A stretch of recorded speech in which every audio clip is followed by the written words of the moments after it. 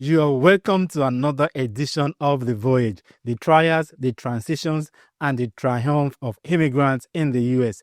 One thing is certain, if you don't tell your stories stand to be misrepresented, and nobody can tell your story like yourself.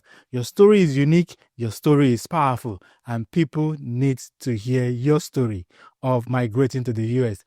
On this edition of the podcast today, I have a special guest in the house. Can you please introduce yourself? Well, thank you very much. My name is Fidelis Obuzor.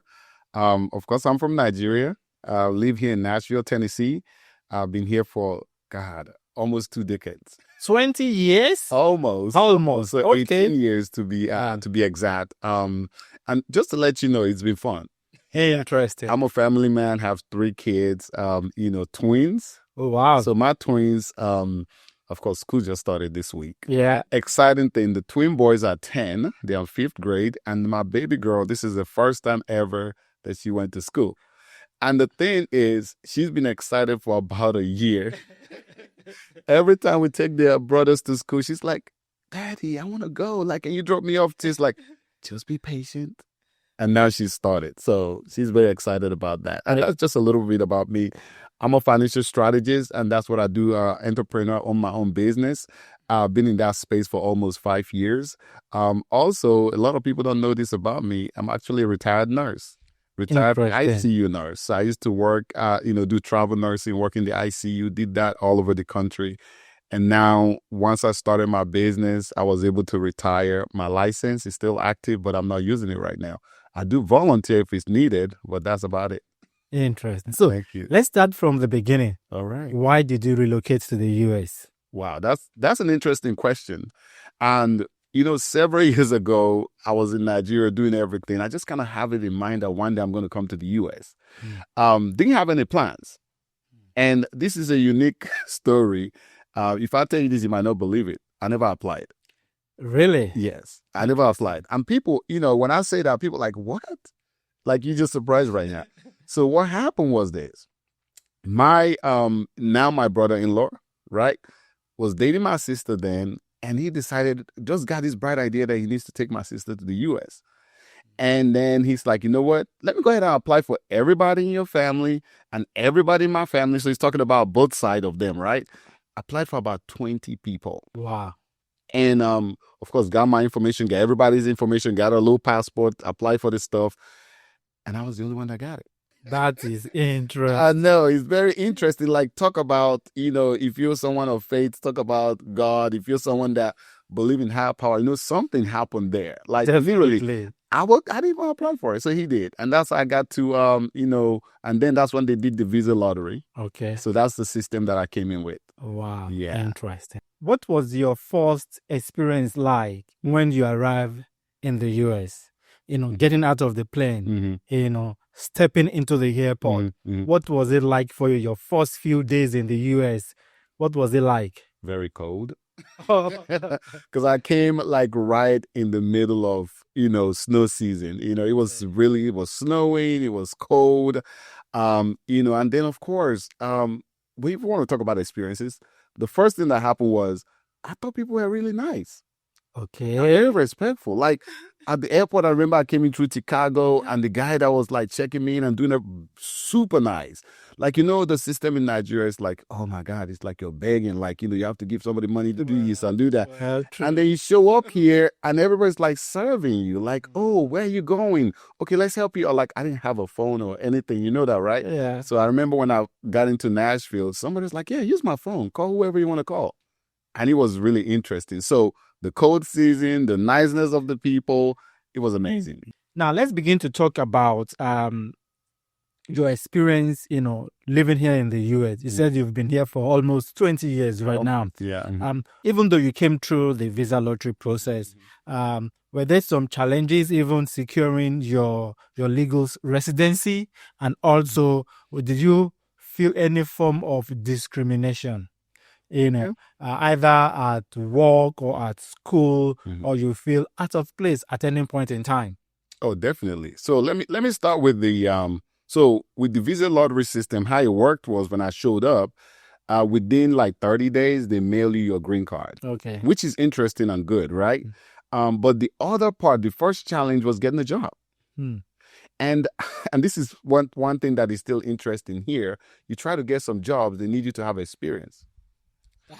How are you going to get experience if they don't give you the opportunity to work, right? So I stayed at home for several months without a job, That must be frustrating. Oh, God. Tell me about frustrating. Like, literally, all I did was ate. I was staying with my sister and her family then, just ate and sit at home all day, like applying for different jobs and stuff like that.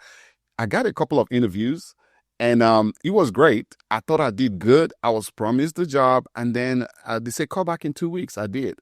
And then 2 weeks turned into a month turned into 2 months, and 2 months turned into 3 months. And I'm like, I called back one time. She's like, oh, yeah, the HR lady. Yeah. Still very nice, but that's one thing that you're going to learn eventually, that she's being really nice. I would have loved you to be upfront with me. That way I don't keep my hoping that I'm going to get that job. But that is at the third month that I realized she's just been doing a job and being nice. That literally, they don't have an opening right now. Wow. So I had to okay. So we went out with my sister. One of the evenings, the kids were coming back from school. I was like, okay, well, let's go to McDonald's and get food for them there. And then I saw application on the wall. I said, sis, can I just apply for this job? She's like, yeah. That's how I got my first job. And on the spot. Interesting. Yeah, McDonald's, by the way. Well, you've got to start from somewhere. I sure did. That's what so many people don't realize, that at times you may have to stoop low, of course, before you start rising up as an immigrant in a different environment entirely. That's absolutely true. Yeah. I mean, you've been in Nigeria for so long a time before you relocate to the US. Right. And how did you now keep your African roots grounded while you're trying to embrace the American culture and system? Well, the truth is that this is how I look at it. We have a lot of great foundation when it comes to the African root. The culture of respect for your elders. Yes. The work ethic. Oh my God, it's fabulous. The mindset of winning in an environment where, like, there's less opportunity for you to do something, but you're trying to create it. And then we see us, like, let me say, if you have the experience of going to university in Nigeria, like, students studied all day long. Yeah. Like, literally, you're cramming textbooks. Right. So all of those things build something inside of you. So I think what my concept is this. A lot of the great stuff that I got from that, I kept. When I got here, there's great stuff here too. Sure. So what I did is that I picked the good from there and the good from here and merged it. What that does for you is that it makes you into a better person. Very true. And I tell people all the time, don't carry the whole other negative stuff and come here and then get the negative, because some people like to attract things like that. True. I went for the positive stuff. I took those work ethic, I took the discipline, respect for your elders, all of those things, and came here. And I'm going to tell you this. I know this is probably not part of the question. I'll just give you a little bit of a culture shock right there. So when I came here and I started working at McDonald's, I'll have older people trying to order something, right, and I'll bow my head like this. Showing respect. And it wasn't respect here. Eye contact is respect. Eye contact means I'm paying attention to you. True. So I didn't understand that then. So, I kind of bow, like, listening to them and then, of course, the manager was like, no, you need to look at them in the face. Like, do you know that looking at an elder in the face in Nigeria? That is disrespectful. But now I have to understand how to kind of balance that and to let them understand. But you definitely, because it's the environment that I find myself now, I have to learn that. So that is interesting. Mm-hmm. That is like you said, yes, there are good and bad in every culture. Mm-hmm. It is about taking the good, and making it your own. Yes. Now, talking about your experience, if you could name one person that was pivotal to you, not just migrating to the US, but finding your roots here in the US, and also thriving, or during your challenging period, someone that actually helped you or stand out, who would that person be, and why will you name the person? Oh, definitely my sister, for sure. Yeah. I mean, when I came here to the U.S., I stayed with her and her family. So definitely, she, she's the number one. Interesting. It was a good thing to have a family here, because sometimes, some people come here, they don't have anybody. That's a whole challenge in itself. And what I'm going to tell you, if you're new here, in the US, you don't have any family, we have communities here. We have several professional people that are here, different communities.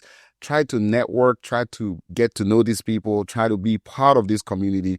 I tell you, we're family. This is my friend right here. I mean, we build each other up, we hold each other accountable, and you're definitely going to find a place. There's a place here. Absolutely. There is. Sure. Now, talking about success stories and things like that, people change over time. True. What is your idea of success when you were in Nigeria and now that you've been in the US now?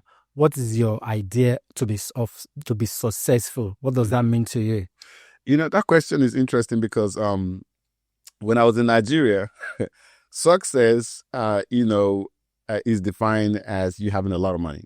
Okay. You know the successful people, and I'm going to probably punch a hole here. You have a really big stomach. Like I'm talking about for a man, and you drive a really nice car, have a big house. You're considered successful. And then what that does as a little child growing up is that it paints an image in your head and or your mind, and you're growing up like hoping that one day I'm going to be like that, because I want, when you're successful, these are the things that define you as being successful. But when I came to the US, it was a different story. You see very, very wealthy people with flat stomach. I'm like, what's going on here? Like, I mean, wealthy. But what has changed? I know that's the question you asked. So what has changed is that when in Nigeria, we looked at successful people as wealthy or very, influential people in the community, and, very outspoken, high up there. Yeah. But when I got here, my mindset about that has changed a lot. Now I define success in 5 different terms, which is faith, family, finance, fitness, and fun. Interesting. So now, before it was just the finance and influence, now it's more like in your faith. What brings you peace of mind? Everybody's connected to a higher power. If you're a Christian, you talk about God. If you're not a Christian, things like that. That what allows you to create a system of peace and knowing that you're in connection with one that is greater than you. And then when you are at peace with that begins to create success. You look at it like this on a scale of 1 to 10. When I'm coaching and I'm talking to people, I say on a scale of 1 to 10, 1 being like, I'm not in tune with my faith, and 10 being like, I'm really good here. If you are at 10, you are in the journey of becoming very successful, right? And then number 2 is family. And, everybody is connected to some type of, either you have your own family or you belong to a family, right? So what kind of relationship do you have with your family? That allows you to define what success is all about, right? If you want to have kids, how are you relating with your kids? How are you raising your kids? Are you putting some value in them? Are you impacting their life? Are you a part of their life? If you want to have a spouse, what's the relationship with that? You can do something like on a scale of 1 to 10. Where am I with all of this? And if you are up there 9 or 10 or 8, yes, you are in that journey. And then the same thing with your finance. Where are you with your finance? The same thing on a scale of 1 to 10. Do you have emergency fund? We probably will touch on some of that. And when you look at all of that, then you can be able to scale it. And then from there, your fitness, because they say health is wealth. True. Right? And sometimes, and especially our immigrant community, it's like we have this relationship that is not so good with healthcare. Like back home, people don't think you should go to a doctor, right? I'll do like a yearly checkup. It's like it's taboo. Like if they say like this, if you go to a doctor, they'll find something. They'll find something. So I don't want to know about the something, but that's the something that is killing a lot of people that they're not finding on time, because those are in healthcare. It's called silent killers. They need to find it on time. So, but if you look at fitness, there's several ways to look at it. Either you're dieting, either you're, if you're going to the gym, your workout, or either you're looking at, just making sure that overall health-wise, mental health, physical health is in place, and then fun. You definitely need to have some type of fun. Either travel with the family, either allocate some days to even going to the movie. Yeah. Sometimes it's like we work so much, we don't do these little things that, even if you just rest, whatever gives you fun, just making time to be able to do that. So when you scale those from 1 to 10, and if all those 5 areas, you're like or high up, I consider you successful. So are you successful? Well, and I'm gonna be honest with this. In all of those categories, I actually scale high on them, but this is the thing. There's a couple of them that I'm still improving on. Good. Yes. Because and that's the good thing about it. Nobody say you have to be 10 on all of it. But if you're mindful and you're working at it, things will change. And then you can hit your goals. So every day I'm constantly evaluating those areas. So we can as well say that success is a journey, not a destination. Oh, definitely.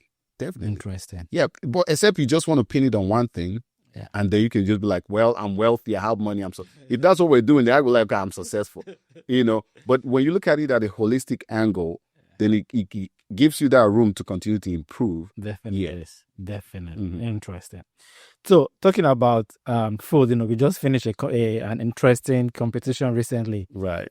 What is your go-to comfort food when you miss home, when you miss Nigeria? Definitely vegetable soup and pando. Really? Real pando. They call it for real, right? Yeah. And it's crazy because the second runner is amala. Amala, begiri, and ewedu, definitely, yeah. I love those. So now, people have different idea of what the immigrant experience is like. Either people back in Africa countries or even the American citizens themselves, they have different ideas. What is one myth or one misconception about the immigrant experience or the immigrant lifestyle here in the US that you would like to debunk? Well, the thing is that when people look at, people that are not like them, they tend to just have different conceptions of them. Okay, one of the things I would like to debunk real fast in the mind of people is that Africa is not a jungle. And I'll tell you this. So when I came here, I was working at the hospital one time, and I had a patient ask me and said, I know you can really, really run. And I was confused. I'm like, okay. What are you up to? Yeah, what do you mean? I don't understand, what you mean I can run? Okay, yeah, well, maybe because you see a lot of African countries win the marathon. My mind is going everywhere. But I turned around and asked and said, so what do you mean by that? She said, because in Africa, you guys are always running away from lions. Oh my goodness. So, and I was like, ma'am, to be honest though, the first time I saw a lion is here in the US. Because I went to, there's an event that they brought animals there and they brought a lion there. So that definitely, let me put it like this, worldview. The way people just assume that this part of the world looks like this is really not what it is. So I just want to go ahead and just kind of put that out there.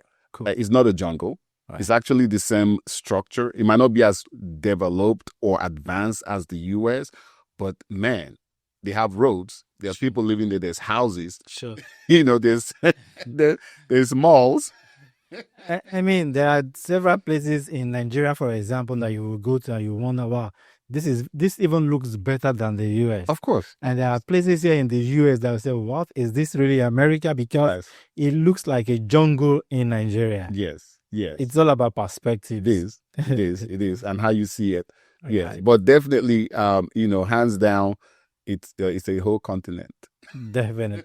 That's one thing that gets to me at times.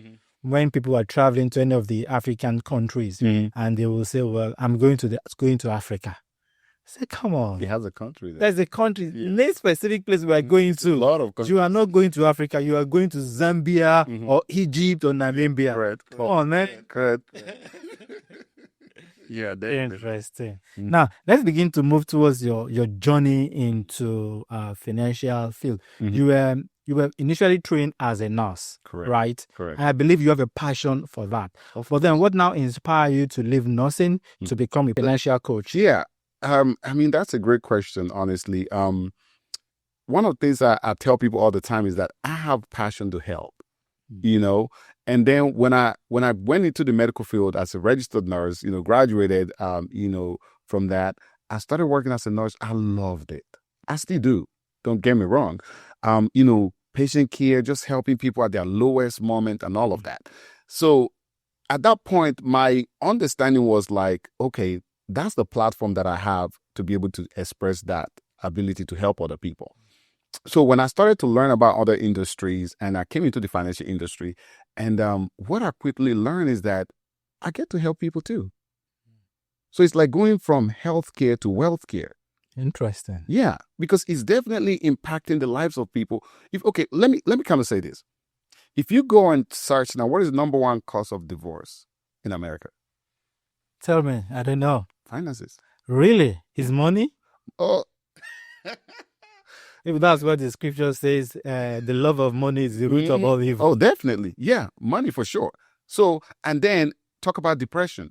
A lot of people that when you look at some of those research out there, when people don't have those financial power to be able to pay bills, do a lot of different things, that's what happened. They're depressed.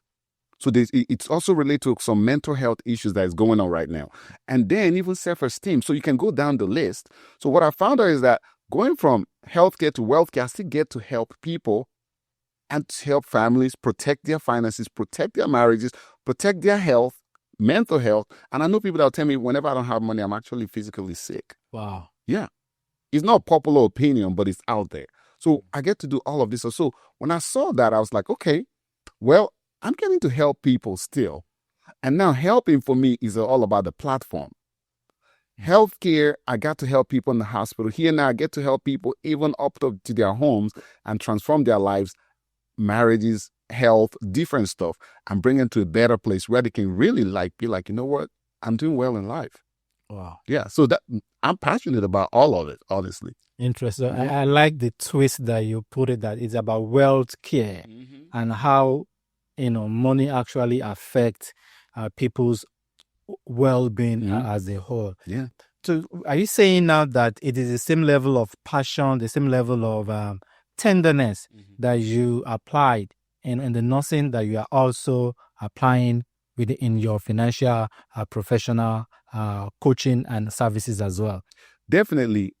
Because this is the thing. The common factor there is me, right? With the healthcare or wealthcare. That down the inside of me, one of the things I love to do is to help.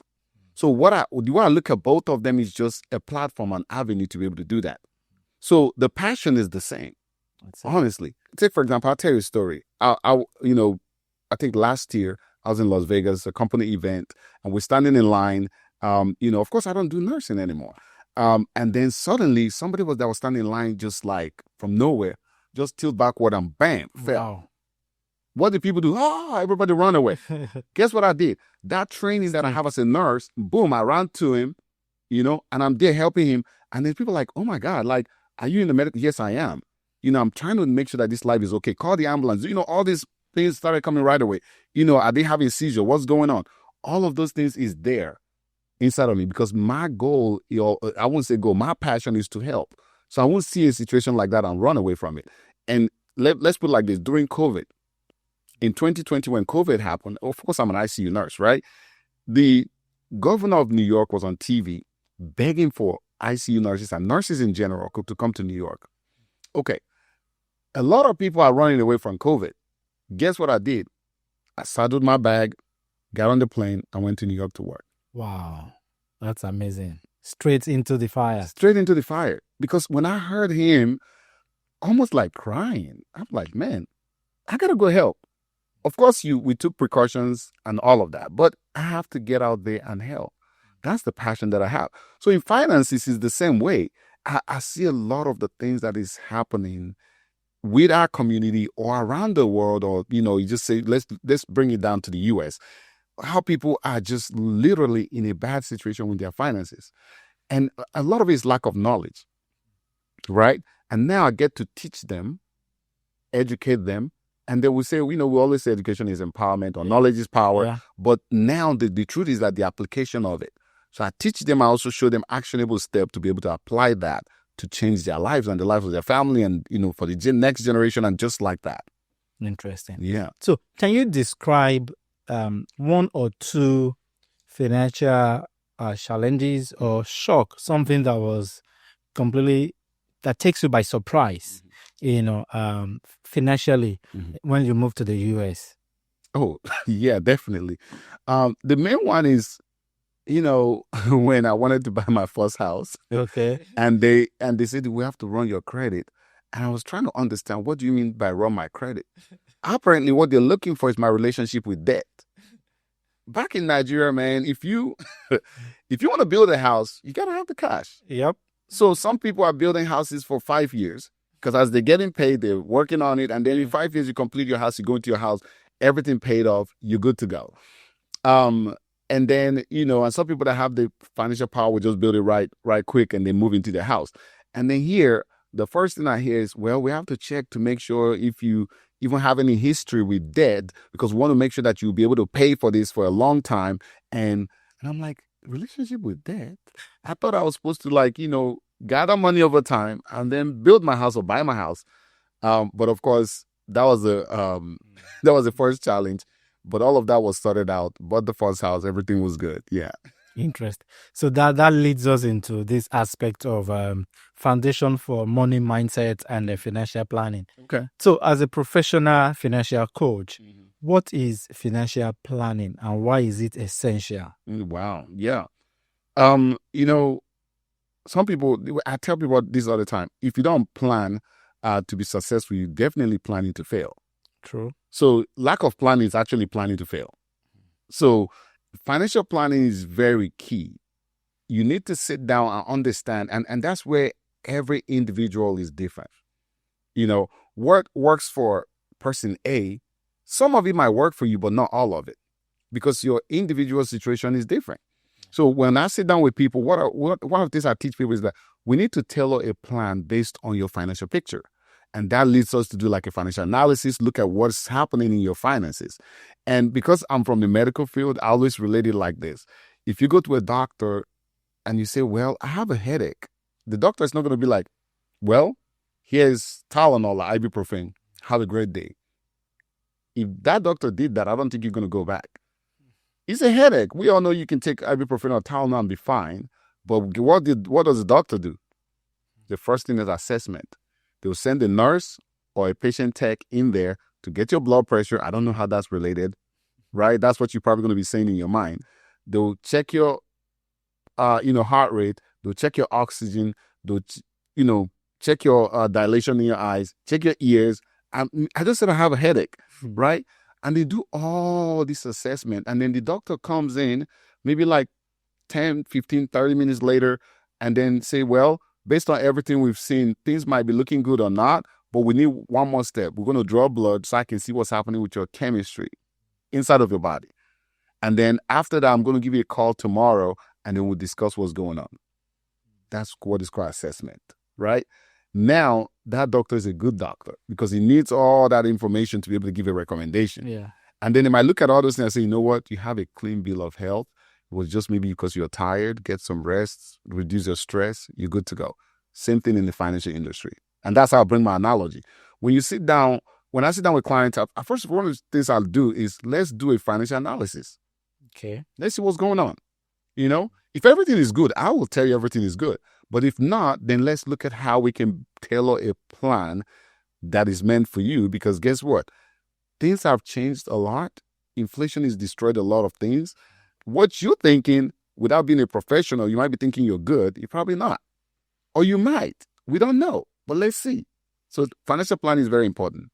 So, in healthcare, when people are sick, right, to a very large extent, people are aware because they are not functioning as they are supposed to function. Yes. Financially, how will people know they are sick or they are not in a good financial state? And here is my question to you, Dan, is the mindset of an immigrant. Okay. When it comes to money and being vulnerable. Correct. And being open for an expert like you to look in and be able to diagnose and say, oh, this is what is wrong. This is what we need to fix. What is your experience like when you look at it from that angle? And what are the mindset shift, the paradigm shift that people and immigrants need to have in order to be healthy financially? When I say seek for help, and because sometimes they don't want to have that conversation, they want to be close, and let me kind of parallel this to, financial industry or the financial space in Nigeria is actually different from here. Yeah. And another thing I'm going to say to that is this. And when I say Nigeria, I'm mostly referring to other African countries because they kind of go hand in hand. Yeah. And another thing, again, I'm going to say to that effect is that back home, for the greater part, what we know how to do is to use one of the sectors of the financial industry, which is banking. So you have a checking account or saving account or any type of account. And that's what we know to do. We kind of build a lot of our money, save into the bank. Yes. And even in the mindset of wealthy, we look at those numbers in the bank and we think we're wealthy. Let me debunk something here. Let's add inflation to that. If you have, and I'm going to go with dollars, if you have $100,000 in the bank today, solid, it's $100,000 today in value, no problem. 10 years from now, that money is still sitting in the bank, $100,000. 10 years from now, I could tell you that the value of that money is probably going to be $50,000. It's still $100,000 in number. Like if you open your account or whatever, it's $100,000. But what you can buy with it, because inflation, the buying power is reduced, and it's what, maybe like $50,000. So I'm going to say this because I want people to be open-minded with this, is that you have to understand when you come to the U.S., the dynamics are different. And now the questions are this now. How do I either be neck to neck with inflation or outpacing inflation? Having your money grow bigger than inflation or be neck to neck to it. So that's when we'll talk about different vehicles that you can use to be able to do that. Now the bank now becomes, okay, so what do I use the bank to do? There's a place. There's 3 sectors of the financial industry. There's banking, there's securities that does with all the retirement account, 401ks, 403bs, 457, TSPs. There's a lot of different ones, IRAs, Roth IRA, all of that. The securities does with that, right? Even your stocks and all of that in them. And then this third sector of the financial industry, talk about the insurance sector of it. So there's a way that if you talk to a professional that really knows what they're doing, that you can structure your assets across these 3 regions. I'm not one. People think that, when we sit down with you, you're going to be biased to. No. I look at the whole. That's why I talk about looking at the whole picture and seeing what part of it will bring value. How do we leverage this part and that part to be able to have a solid financial, if you can say picture, assets, wealth, all of that. Yeah. Interesting. Mm-hmm. So talking about, putting 100,000 in an account, and in the next, say, 10 years, the value or the buying power of that money will have reduced. So what does it actually mean in that sense to make your money work better for you? And can you break that down in practical terms for us? Yeah, definitely. And when we say that, let me put this. When I was talking about the foundation, like some of the things I learned being in Nigeria, the immigrant community, you have like one of the hardest working people. Very true. Very hardworking. They work hard. They don't give a lot of excuses to make this money. And I'm talking about 9 to 5. Yeah. So now this is the thing. You work hard for your money, but the question I ask people all the time is your money working hard for you? Woo, let's take a pause there. Is your money working hard for you? Yes. Even though you are working hard for your money. Yeah. The scripture will say, Selah, meditate and think about that. Go on. No, definitely. Because wealth cannot be created except these 2 things match. You work hard for money, your money work hard for you. Now that's answering that question that you're talking about. There are different accounts that will allow your money to work for you. And another way to say it is making money in your sleep, right? So that means you work from 9 to 5, and then when you take off to go sleep, your money continues to work till the next day, and you start your 9 to 5. So there are different investment accounts that you can leverage. And I know some of them are risk-free, others involve some risk. But when we talk about that, when I'm teaching people and showing, okay, you can leverage this part of the financial industry to do X, Y, or Z, another thing I teach is what is the risk tolerance? Because you might have what we call, okay, my play money might not be your play money. Somebody can play with $100,000. Somebody can play with only $2. So when you understand these things about your finances, then you can know what area have I done well in, what area do I need to improve, and what area do I need to leverage the most for my future? Because there's ones that are for like now. If you want quick money right now, this is what you do. If you want money for like the next 5 years, this is where you put. If you want money not to run out of money in retirement, this is where you go. Like, there's several products out there, and you on your own might not even know how to leverage that. But we talk to a professional like me that we can sit down, look at all of this and say, okay, these are things. These recommendations. Recommendations don't mean you have to do nothing with it. But at least you have the knowledge that you can leverage it if you need to. So that's very powerful, because realizing that many people don't know the difference between working hard for your money and letting your money work hard for you. And that the rich actually, it is their money that works hard for them. And I think it also starts from the place of having that vision, Right. that how can I migrate from, see, I wanted to say this, there are different forms of slavery. Of course, different forms of slavery, that when you are working hard for your money, it is a form of a slavery when you have no time to even enjoy the money that you are working hard for. Because in such a case, you work maybe 2 or 3 jobs, and you don't have the peace of mind or the time, like we were talking about faith, family, and all of that. You don't have the time to even enjoy the money with your family and all of that. You have become a slave of money, and people need to begin to have a shift in their mindset. Now, you mentioned about there are different kinds of products, financial products, depending on your goal and the kind of play they want to have with money. We may not be able to go specific into some of those financial products, which we will still touch on some of them. But talking about retirement planning and income strategy, many make, even people that works in the civil with the government may have maybe like a retirement plan, which may not even be sufficient for them. Correct. But as an immigrant here in the US, how can people begin to have a retirement plan? The first thing is, that it's important to know that you need to plan for retirement. Okay. Because let's put it like this. I like to parallel, because of the kind of conversation we're having today. In Nigeria, a retirement plan is your child. That was back in the day. I don't know. No. To be honest, I don't know how much of that is still in play today. And as I said that because I knew that my family, my dad is late now, but he had like 8 of us. Okay. And then conversation in the family is this: at least 1 or 2 of them will remember me when I'm old. So I mean, these days I don't know who wants to go have 8 kids so 2 people can remember you. And the expression that no one remembers their parents. That's the conversation for another day. But there was a retirement plan, so meaning that they had a plan in place. That plan is to have a lot of kids. Yeah. Here in the US, I don't think a lot of people are actually having a lot of kids so their kids can be their retirement, will I say nest egg? Will I say something to catch them when they're on the other side of life? But you can actually plan, like you talked something about the Bible, which I like so much. It says that the wise man leaves wealth for what?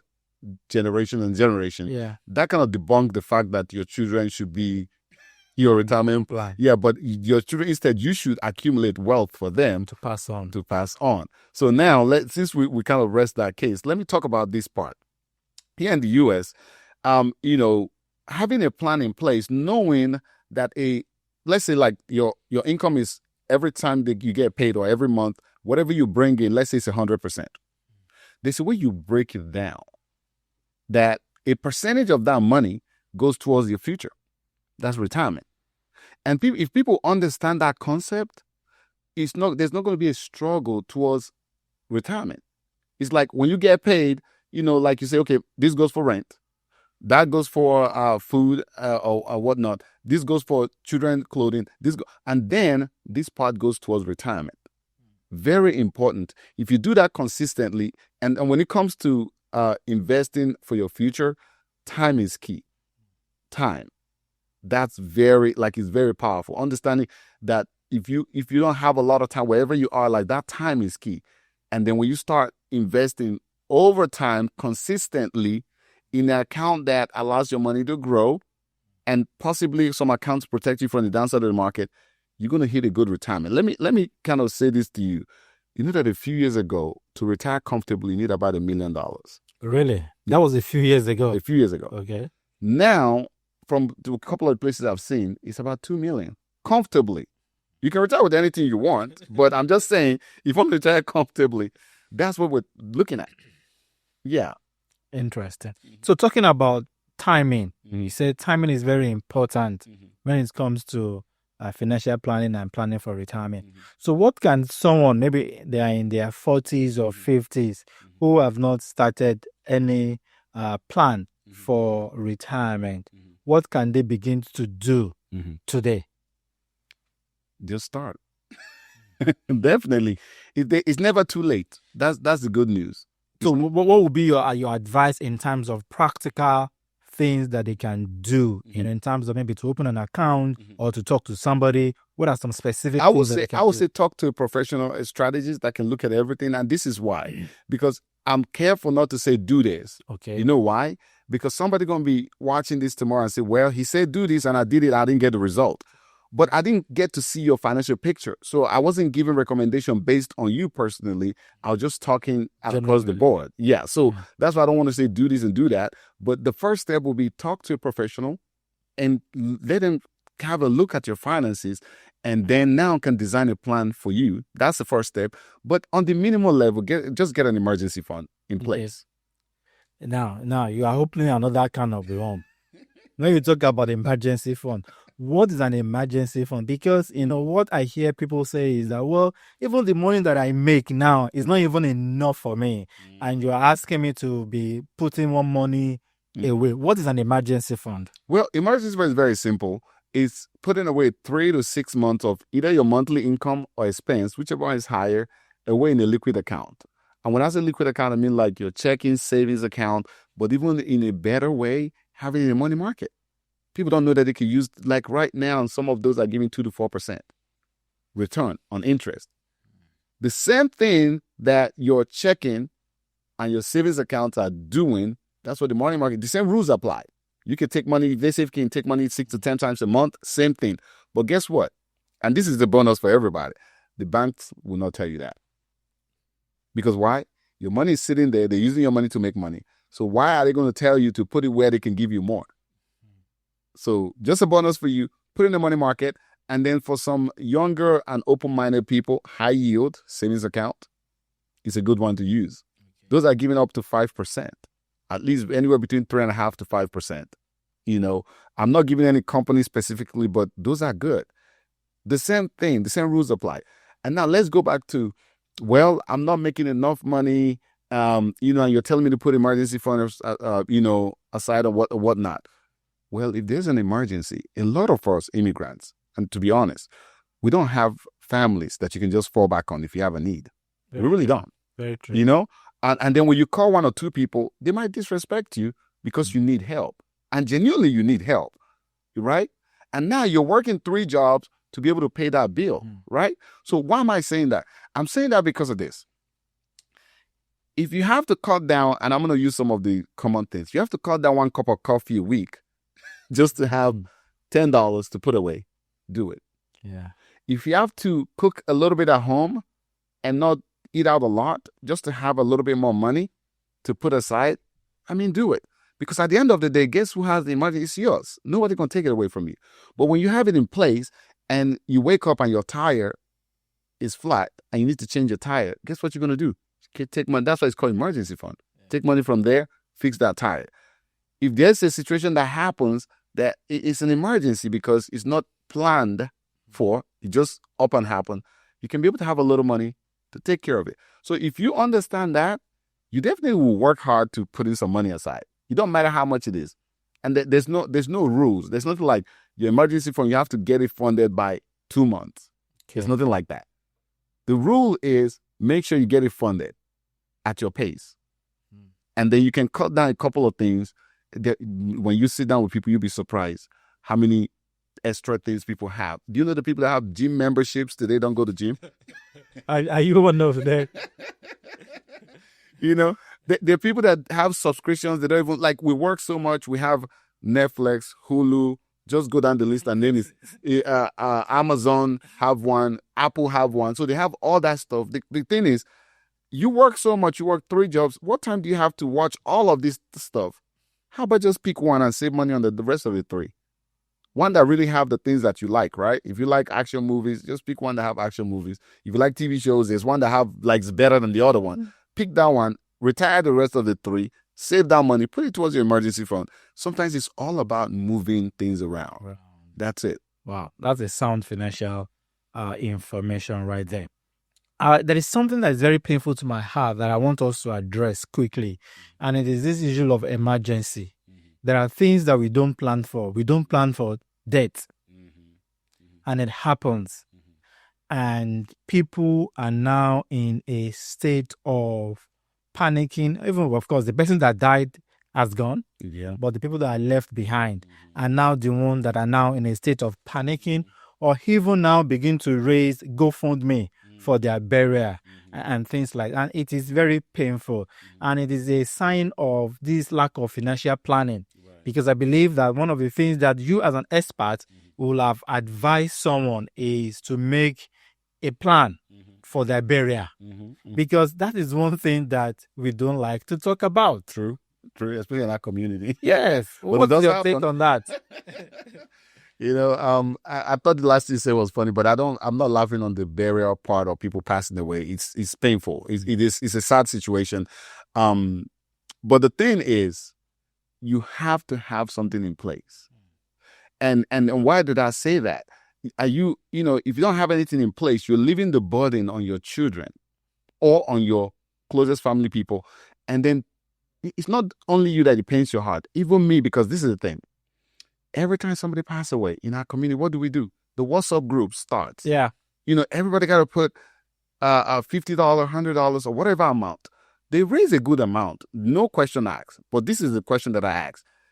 After we give that family that $10,000, $20,000 or $40,000 that we raised, it's like we've paid them off. And what do I mean by pay them off? Nobody else comes back tomorrow to raise money for the upkeep of those children. Very true. Because what has happened? This family, if it's a family that have a husband, wife, and kids, and one of them, let's say husband is gone, because men are more riskier, and the potential that men goes first. That's actually research. And then this woman, before it was 2 income coming into the family. Now 1 income is gone. Now she has to either work twice the time to keep that house, because now you have to pay that house note or bill or whatever. And then she has to do all of the financial stuff. That weight is on her shoulder. Plus, also be there to take care of the kids, do homework with them, take them to school, bring them back. Now the weight is higher. And then we've given them 1 money to go take care of that, and that's done. But nobody else continues to give money. Yeah. I'm going to touch on a couple of things. And the first thing I want to say is, I'm saying this because it pains me, because I lost my dad when I was still like 13. And when my dad passed away, this whole thing I just described, and that's what happened. We had 1,000 people around. People coming in and out of the house, bringing gifts, bringing food, this, that, and the third. And when the dust settled, it was buried. That was it. Wow. We struggled. Wow. My mom struggled. I have to start handling my dad's business at 13. When I come back from school, I go open the shop. Back in Nigeria, his business, I open it and I stay in the shop. This is a young kid that's supposed to be having a teenager experience of school and, growing up. And I started business then. I know that there's a positive to it. It got some discipline into me. But at the same time, not every child turned out well with that. That trauma and the whole thing. But this is the thing. So we started literally, I come back, I work hard. My mom is working hard. We all struggle because now we have 3 of my sisters are in the university at the same time. Wow. You know what that means? That means that every money that comes from the house rent, from the business, everything, we send to them, because my mom was like, I don't want them to not turn out right because they say there's no money to support you in school. So we gave them everything, and sometimes we hardly have something to eat in the house. Wow.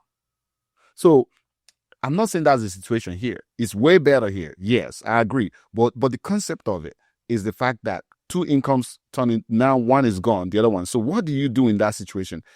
Put some plan in place. And I'm going to say some things that, in our community, sometimes people think it's taboo. You have to have life insurance.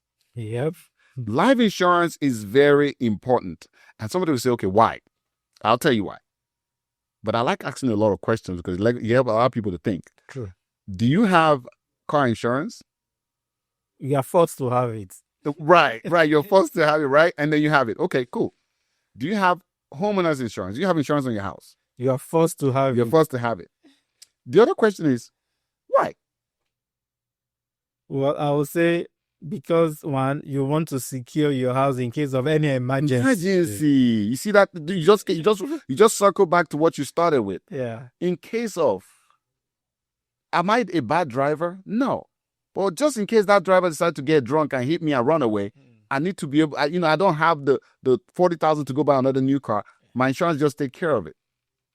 So I'm securing my car just because of that other driver. Yeah. Okay, now this is another question. What is more important, your life or your house? Life, definitely. So why don't we have life insurance?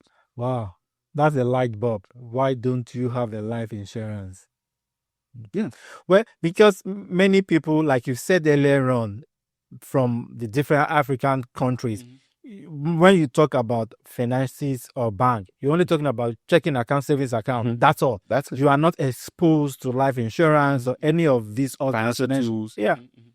So it is that ignorance and lack of knowledge. Yeah. But back to your question, yes, life is more important than the house. It is. Car. It is. And that, so now in that whole thing I just listed, you're the most important in that. So definitely secure yourself. And then now you're going to say, okay, secure myself. Yes. If you love your children, yes. If you love your spouse, either husband or wife, yes.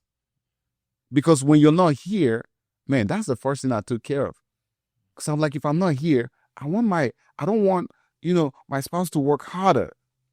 Because my whole priority is, everybody have concept of raising children. Mine is I have the concept of the present parent. I want you to be I want to be present in the journey. That's why I'm always in the life of my kids. I'm always talking to them when they come back from school. How's school today? And then I'm almost speaking, positive things into their affirmations into their life. Speak some great words into. I'm always present in their life. You know why? Then when I'm not there, I don't want finances to be the reason that changes. True. I want mom to also still be present in their life. I don't want it to also be like, well, my dad is not here anymore. That's where my life changed. So if you love your family, these are the things we put in place just in case we're not there. Wow. That's powerful. Yeah. That's very powerful. Now, let's begin to talk about investment and building wealth strategically. How do you, as a financial expert, as a financial coach, how do you help your clients to approach investing when they have never done it before? Well, that's the thing about being a financial strategist. When I look at a client's portfolio and I see that, okay, well, they're heavy in one sector, then there's need for diversification. And guess what? Almost 80% of the clients that I sit down with, sometimes they're heavy in just one sector. Because that's all they know. And then because they don't know the other part of it, they don't use it. Do you know that when I talk to like very wealthy clients, their conversation is different. They're on the other side of the whole equation. They're looking at more places to, grow their money, don't lose their money, saving taxes. Those are kind of conversations they're having. While the rest of people are still worried about, I don't know if I'm going to put this emergency fund in place or not. There's nothing. If that's where you are, there's not a problem. It's okay that you're there. But being exposed to everything and knowing that I can leverage this other part. So when it comes to investing, we're thinking about diversification. Okay. That's the major key. How do we diversify your assets to make sure that it's working for you in all those sectors? Interesting. And it takes someone that knows it to do it for you. You on your own, you can do a lot. I'm not saying you can't do nothing. This is not a conversation of like, you don't know nothing, see me. No. You can do a lot. But this is the thing. If you are a doctor, you are a professional doctor. I can go on Dr. Google and say, well, I diagnosed myself, this is what's going on. And then you are the one that went to school for like 10 years. I will talk about real estate. I can go on Dr. Google and learn one or two things, but someone that have done it and, like you've been in that space, you can be like, just slow down. Just give them one more day. They're going to drop the price. Dr. Google not going to tell you that we want just one more day, they're going to drop the price. You know, that kind of stuff. It takes someone that is already experienced in that environment to help. And that's why it's good to talk to the right professionals. So that's very interesting. So what would be your advice for someone that thinks that investing is risky, or that putting their money in any of these financial products, it is risky, or that, well, I'm not saying it is not tangible. Well, what is your response to people like that? Oh, well, that's good. The air you're breathing is not tangible either, but you breathe it every day. I mean, like, honestly, you're breathing the air every day and you're still living. But that's not the answer to that, by the way. I like the fact you say I like how I talked about risky. It's not all investment are risky. It's not all of them. You know, there are one or two out there that is going to be risky. But the thing is that you need to understand, you know, when you approach and that question is very key, because people think all investments are risky. It's not all. You know, there are index accounts that don't have risk to it because they mirror the market. Your money's not in the market. So what you're doing is, if the market goes up, your money go up. But when the market is down, guess what happens? You're protected from the downside of the market. Wow, really? Yeah. So there's no risk to that, you know, and it has other ways that you can use it to be able to create tax-free income. And then it protects your assets, and then you can pass it on to the next generation. Wow. So that's why it's good to talk to professionals that understand this stuff. And of course, there are stuff that are risky. But the question is, before we put anything in that risky environment, you have that conversation. How much risk are you willing to take? Right? I tell people that there are ways that you can use, you know, the retirement account. You know, some conversations, some people are like, well, I put 18% into my retirement account at work. It sounds cute, it sounds smart, but it's not a smart move, because you're putting a lot of money in an environment that tomorrow, like in 2008, the stock market was to go down, you're going to probably lose half of that money. So that's risky. So now we talk about, how do you properly use that environment? Okay. There's a way to do it. You get the little free money, match them on that, and then the rest of it you want to put into index account or other account that guarantees that you're not going to lose your money. And they still get the same type of market growth. Interesting. That's really powerful tools out there. So that would be something that would be a good advice. Like you said, you know, it has to be tailored towards individual, specific financial situation. Interesting.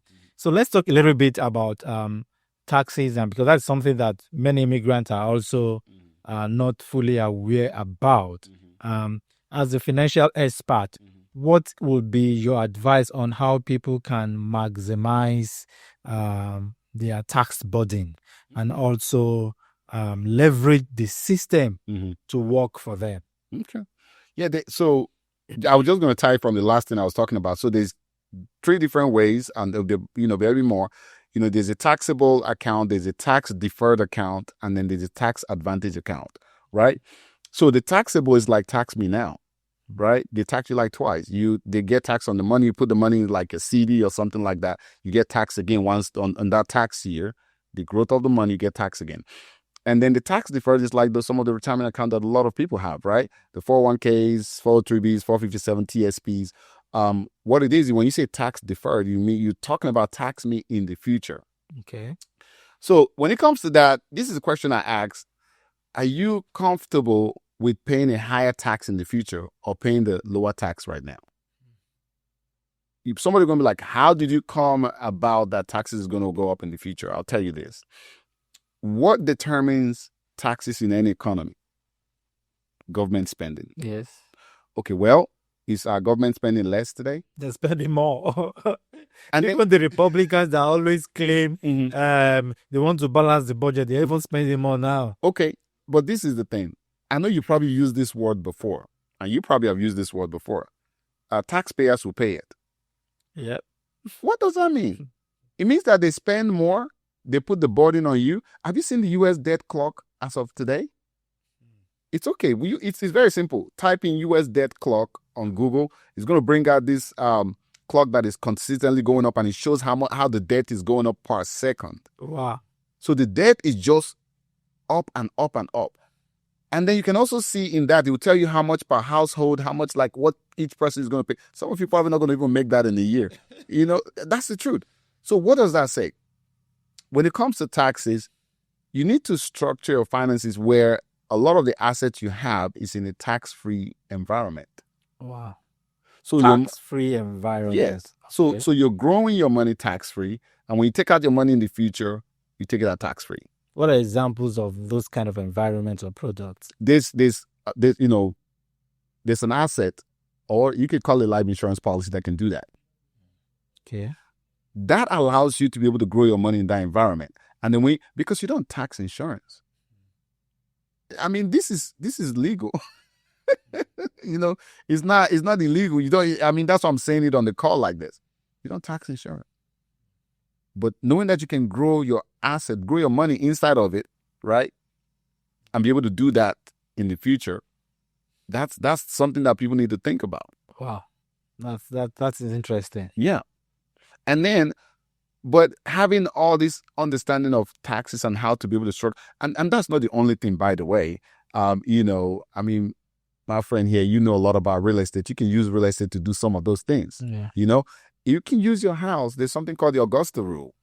You can definitely leverage that to be able to put more money back in your pocket. And I can go down. There's quite different strategies out there. But when you get to those points, you talk to an expert, and then you can begin to look at, okay, how do I leverage these things to be able to, number one, save in taxes, or position myself where, okay, I'm going to say this, but it's out there online. One of the presidents one time was on social media, giving a speech or whatever, and saying, well, I paid less in taxes. I didn't do nothing wrong, because that's what the law allows me to do. Yeah. I mean, you should say the same thing. You pay more taxes than him. The law allows you to do that. But the only thing is that you have to understand how to. He didn't do that himself. He didn't sit down to structure that. He has people in place that can do such a thing for him. Interesting. And you should leverage the same thing too. Wow. Because the goal is zero tax, especially in retirement. Because what happens in retirement? Your house is paid off. So one of those things you're using to get some money back from taxes is gone. Kids are grown and gone. So you're kind of playing wide open. Wow. And they're going to come after you. You are exposed at that time. Yeah. They're going to pay a lot. Wow. So, but if you understand how to structure your finances now, when you get to that point, it's not going to be an issue. Interesting. Yeah. Earlier on, we talked about parents using their kids as their financial fallback plan. Mm-hmm. But, and then we pose a challenge for people to have a change in mindset. Mm-hmm. So to begin to think of how they can leave wealth for generations and for the next generation. Mm-hmm. But, there's a common saying there's an African proverb that, that says something along the line that it is the child that you don't train mm-hmm. that will sell the house that you labor to build. My question is, how can we begin to train our children so that they begin to understand financial literacy and how to handle wealth that you might even leave behind for them? I really love that question, because that's very inclusive, right? It's making sure that we are talking about these things with our children right from when they're little. One of the things that I started doing with my kids was one of the first things I did was to teach them how to give, right? And also this was a dual thing, teaching them how to give and teaching them how to save. So I'll intentionally give them money. First, I spent a year just giving them money so I can understand their mindset and habit towards it. I didn't tell them what I was going to get out of it. I was just giving them money, but I was paying attention. And then I saw that one of them was a better saver. I want to see naturally first where they're going to, so I know what to teach each person. Interesting. Yeah, I did that for a whole year. Just give him money. And then I started seeing how, one of them was saved and the other one was just like literally, like the money was gone. I'm not kidding. And then periodically I'll ask the question, how much do you have? So I said, I have $56. Like I have $1, but you're supposed to have 56 too. You know what I mean? I'm like, okay. And then no correction, nothing, just to see. And then when I was able to determine strength areas and everything, then went to the next phase, which is giving. And one of the things we did recently, we just went to Nigeria and spent the whole month. is that we were, I partner with people there, and when we talk about impact, we're probably going to bring some of that up, is that we help a lot of people. There's a ministry we partner with there that, that evolve in helping people with drug, alcoholism, and prostitution, helping them from out of the street, bring them into church, cleaning them up, giving them something to do, like all the whole 9 yards.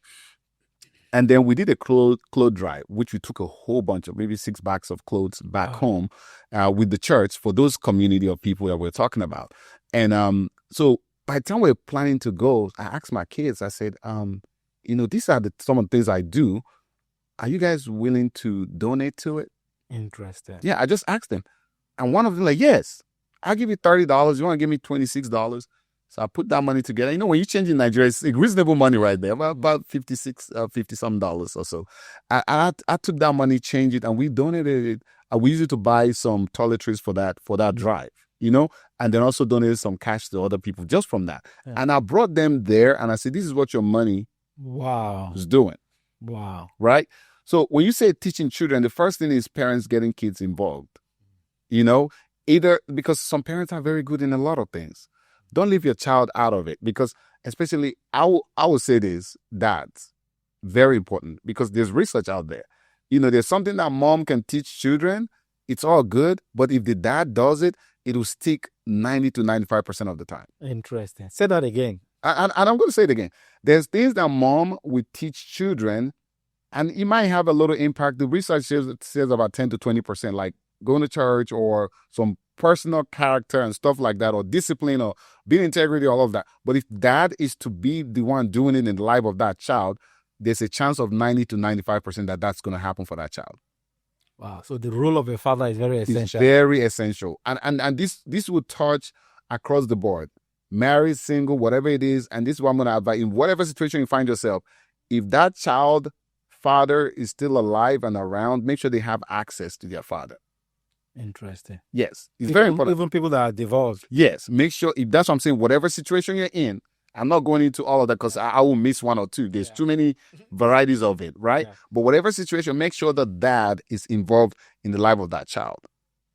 So it is a disservice as a mother that you have the custody of the kids and you don't allow the kids or the father to have access to them because they are missing essential training that they could have received from the dad that you as the mother cannot give. No matter how much you try. Wow, that is new to me. Yeah, no matter how much you try. So even when it comes to finances and giving, and I'm just going to say this to dads or to men, definitely be intentional because it's important, and that year was just an intentional year. And the next one we did the giving. But just to answer that question, it's important for parents in general to, coach their children, teach their children about saving, how money works. Because if you don't, this is what's going to happen. And I'm going to tell you with a real life story. The society going to teach them, and they're going to teach them bad. And this is how they taught us bad. When I went to, I was going to Tennessee State University, the bank came there to do financial literacy. That's what it's called. But guess what they did? They were out there handing freshmen's credit card. Literally, like signing them up for credit card. What do you think that a freshman, right, just straight out of your house, going to college, what do you think they did? They accepted it. Sure. And then what do you think they did? They went to the mall. It's like you were there. They were buying Jordans and Nikes, and I don't know if they bought Louis Vuitton, but I'm telling you one that I saw. Those things are expensive because they don't know, they don't have that training that you swiping this card is so nice and so easy to swipe. But when you start paying for it, it's not easy. It's not easy, and then that might begin to affect their credit already because some of them don't have that discipline to even start doing the monthly payment. Yeah. But they tell them, no, you don't have to worry. You don't have to pay for 6 months. Just take it. Now they're the one teaching them. But if we taught them this in our home, the society won't have the opportunity to get a head start on them. That's very important. Yeah. That's very important. Now, let's talk about some stories of inspiration and challenge. You've been into the financial space as a coach for quite some years now. Can you share an experience of a client without going into the specific details of the client, but I like triumph story, because this podcast is about the trials, the struggles, but also the triumph of immigrants. A client that turned their financial situations around, and they were able to be in a much more better state and achieve good things for themselves. Definitely. Oh man, I have a ton of stories. Which one am I going to share? Let me give you a couple of them. So one of them was a client that I sat down with when we did the analysis and everything. She was making a lot of money, but she kept saying, I don't know how my finances are negative $5,000. And I'm like, everything I have right here in the spreadsheet is everything you gave to me. But we kept going. And then after that, I said, okay, let's take a look at it one after the other again.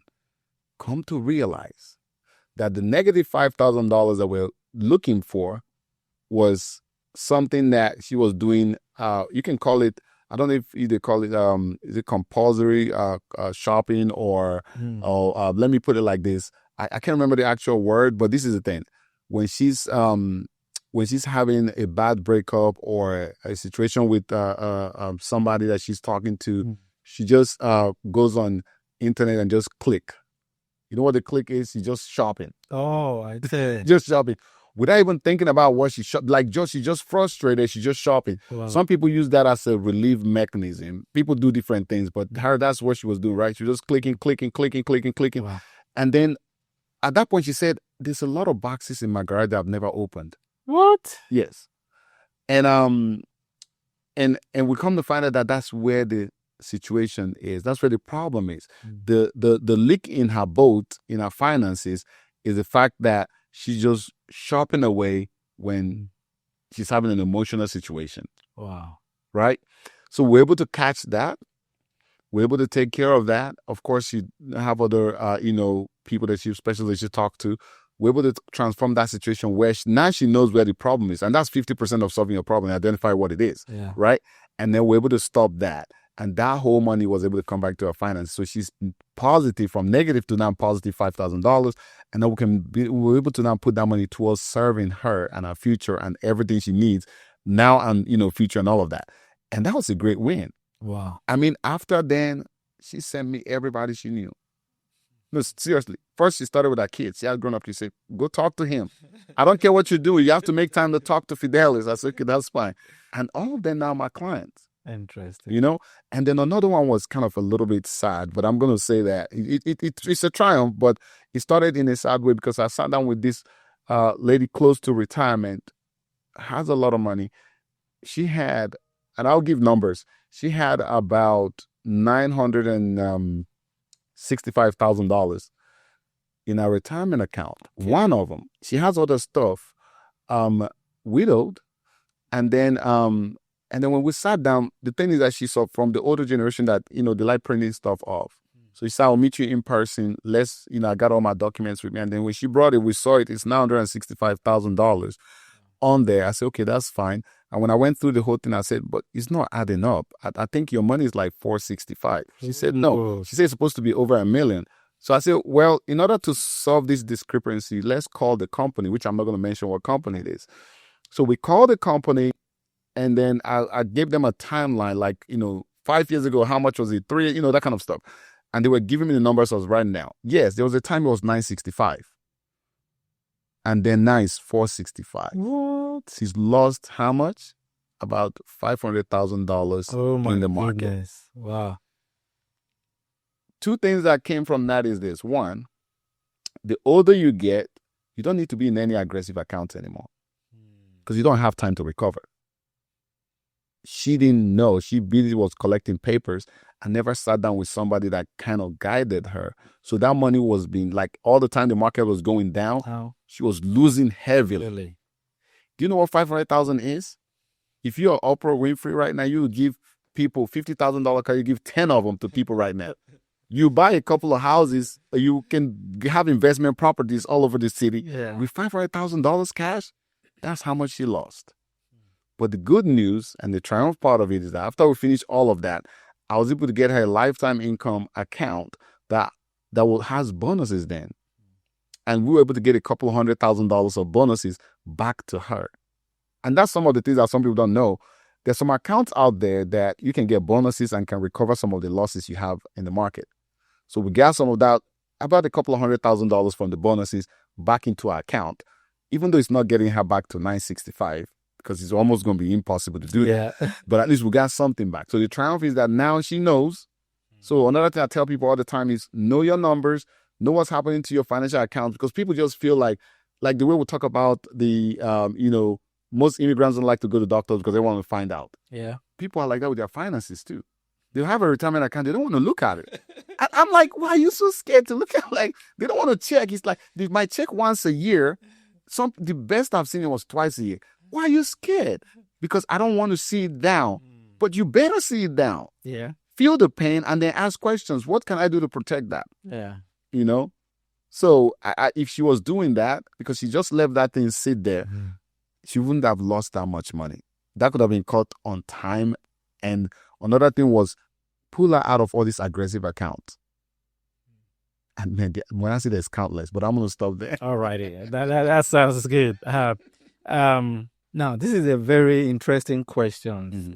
Should immigrants consider their retirement plans in the U.S. or back in their home countries?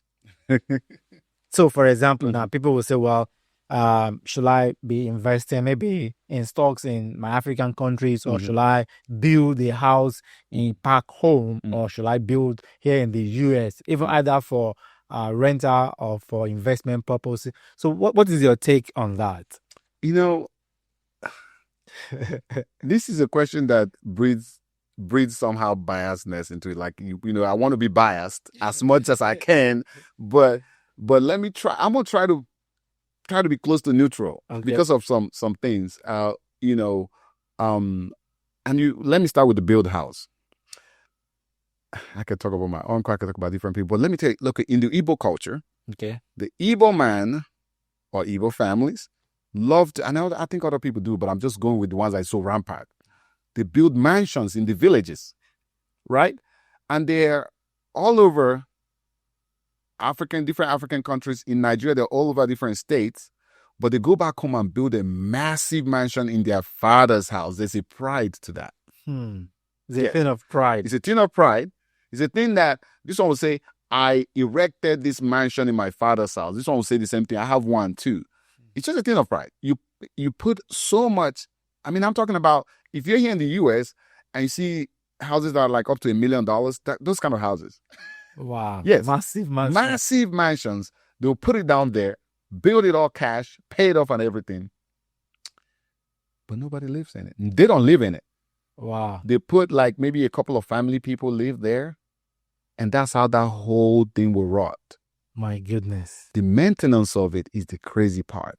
Wow. It takes a lot of money to maintain a house like that. Right? Okay.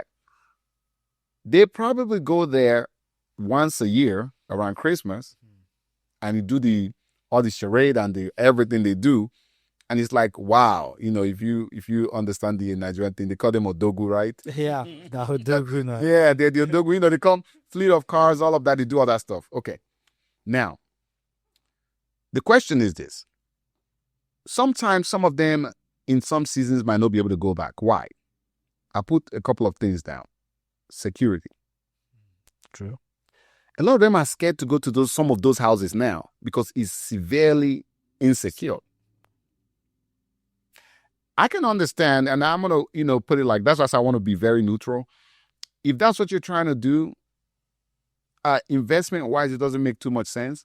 But by every means, in order to feel like you did something in your father's house, put some structure down. Wow. But not that kind of massive structure that is going to sit there to waste. Put enough down that if somebody was to come back home, you have the place to lay your head. Yeah. I understand, right? Okay. Now let's put it down. US, invest, buy properties here, or go to Nigeria and do the same thing, or where do you retire? There are things you have to look at. Number one is security. Number two is health, right? The healthcare system. Number three is family. True. Right? Okay. So now if you put those things side to side, where does it favor the most? There's some generation of people that came to the US that there's nothing I can say today that's going to change their mind. They will definitely retire in Nigeria. Yeah. And all their assets and investment is going to be there. But the same people are complaining about a lot of people stealing their money because they're not there to manage it. Yeah. Their business is failing because they're not there to manage it. This and that happening. And then when they go back, they're hiding around or have a few security details around them because they're feeling like they're targeted. Yeah. So when you look at it, when you're looking at security, is it more secure in Nigeria to live in Nigeria in retirement or here? I know you might go 50-50. Some people don't care about security. They don't want to be home. But the biggest one is the healthcare. Do you want to retire there or here where you have access to better healthcare, access to a lot of things that is going to make your life convenient, access to retirement home, access to all of this stuff? Or do you want to retire in Nigeria that half of the time you take medication, you don't even know if it's real? But you take it anyways. Yeah. And then the biggest determining factor will be family. You know, if you have most family there and you feel like you have to be with them, I mean, by all means. But if you want to be here, I do recommend. But like I said, I'll try to be neutral with this one. I like your very, very professional and analytic way that you responded. Now, as we begin to wrap up, this has been a very interesting session together. What are some 3 actionable items that anyone that is watching us today can begin to do to get their finances in order? 3 things that they can begin to do today to get their finances in order. Well, the first thing is to know what is your finance, how does it look, you know?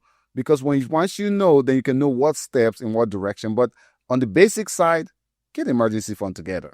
I mean, I think it's very important for anybody. Okay. Get that emergency fund in place. And what is it? You might be saying we've been saying emergency fund is 3 to 6 months of your monthly income or monthly expense, whichever one is higher. Put it away in a liquid account. You know, some financial advisors advise checking account or credit, checking account or savings account. I advise for you to get better interest and return on your money. You do money market or you do high yield, depending on which one you're more comfortable with. Right now, they're doing between 2 to 5%, either one of them, you know. So instead of getting 0.01 on your savings and checking account, you're going to get 2 to 5% on your money market or your high yield. So that's the first one. You know, another thing is, you know, honestly, sit down with a professional. It's very important. I think you're going to get more benefit out of it.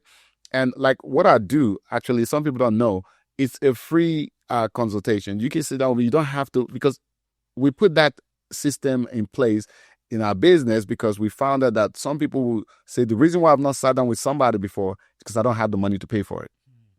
You don't have to pay nothing. Wow, interesting. You can sit down, have an hour session with me, 2 hours. We do everything, recommendation, everything. You walk away. You don't, do nothing. It's fine. You know, of course, I don't tell people, I'm not saying this for everybody to come and waste my time. You know what I mean? Because my time is very important to me. Yeah. But if you're serious-minded and you want to do something, definitely I'll sit down with you and give you that time because it's very important. That way you're not going to say, I didn't get to sit down, have a conversation because I didn't have the money. And some of this we're talking about, if we're to put price to it, it's like a $2,000 consultation, but it's free. Man, this is a golden opportunity that you cannot afford to miss. A session that worth about $2,000 is offering it for you for free. So how can people connect with you? Anyone that is ready to take charge of their future and their money, to make their money work hard for them, how can they connect with you? Definitely. I'm everywhere. Like I'm on Facebook, Fidelis Obuzor. You're going to find me on Facebook. You will find me also on Instagram and TikTok. I'm the same name everywhere. And of course, I'll give my number. My business number is 615-719-4701. Again, the business number is 615-719-4701. Reach out. Definitely we'll sit down and connect for sure. If for nothing, you'll learn something. That's one thing. I don't waste people's time. I don't love my time to be wasted. You're going to learn something and definitely be better with your finances.